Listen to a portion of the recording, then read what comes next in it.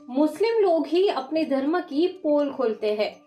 जहां हिंदुओं के लिए महिला देवी समान है, वहीं इस्लाम में कि महिलाओं का इतना सम्मान है इस्लाम में। सपोज यहाँ कोई नमाज पढ़ रहा है और उसके सामने से एक कुत्ता गुजर जाए और एक गधा गुजर जाए तो उसकी जो नमाज है वो बातिल हो जाएगी, टूट जाएगी। लेकिन ये सिर्फ दो एंटिटी नहीं है जिससे नमाज टूटती है, तीसरी एंटिटी भी है और वो है एक महिला। अगर वो महिला भी इसके सामने से गुजर जाए तो भी उसकी नमाज टूट जाएगी। तो देखे कितना सम्मान दिया इस्लाम ने महिला को, उसको कुत्ते और गधे के बराबर खड़ा कर दिया। सूरह अल बकरा की आयत नंबर 223 कहती है कि हमने तुम्हारी औरतों को तुम्हारे लिए खेतियां बनाया, फार्मलैंड बनाया ताकि तुम जिस तरफ से चाहो उसमें दाखिल हो जाओ, जिस तरफ से चाहो। ये कुरान कहता है।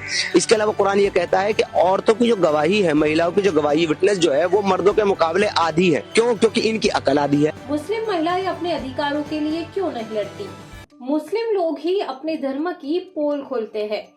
जहां हिंदुओं के लिए महिला देवी समान है, वहीं इस्लाम में कि महिलाओं का इतना सम्मान है इस्लाम में। सपोज यहाँ कोई नमाज पढ़ रहा है और उसके सामने से एक कुत्ता गुजर जाए और एक गधा गुजर जाए तो उसकी जो नमाज है वो बातिल हो जाएगी, टूट जाएगी। लेकिन ये सिर्फ दो एंटिटी नहीं है जिससे नमाज टूटती है, तीसरी एंटिटी भी है और वो है एक महिला। अगर वो महिला भी इसके सामने से गुजर जाए तो भी उसकी नमाज टूट जाएगी। तो देखे कितना सम्मान दिया इस्लाम ने महिला को, उसको कुत्ते और गधे के बराबर खड़ा कर दिया। सूरह अल बकरा की आयत नंबर 223 कहती है कि हमने तुम्हारी औरतों को तुम्हारे लिए खेतियां बनाया, फार्मलैंड बनाया ताकि तुम जिस तरफ से चाहो उसमें दाखिल हो जाओ, जिस तरफ से चाहो। ये कुरान कहता है।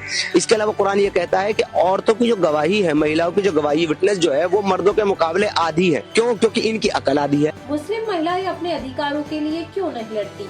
मुस्लिम लोग ही अपने धर्म की पोल खोलते हैं।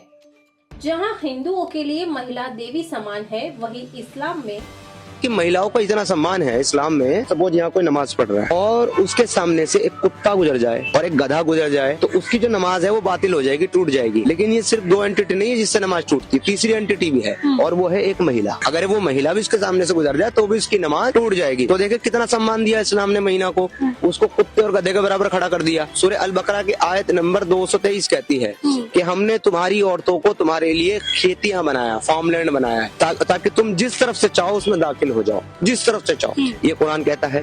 इसके अलावा कुरान ये कहता है कि औरतों की जो गवाही है, महिलाओं की जो गवाही, विटनेस जो है वो मर्दों के मुकाबले आधी है। क्यों? क्योंकि इनकी अकल आधी है। मुस्लिम महिलाएं अपने अधिकारों के लिए क्यों नहीं लड़ती?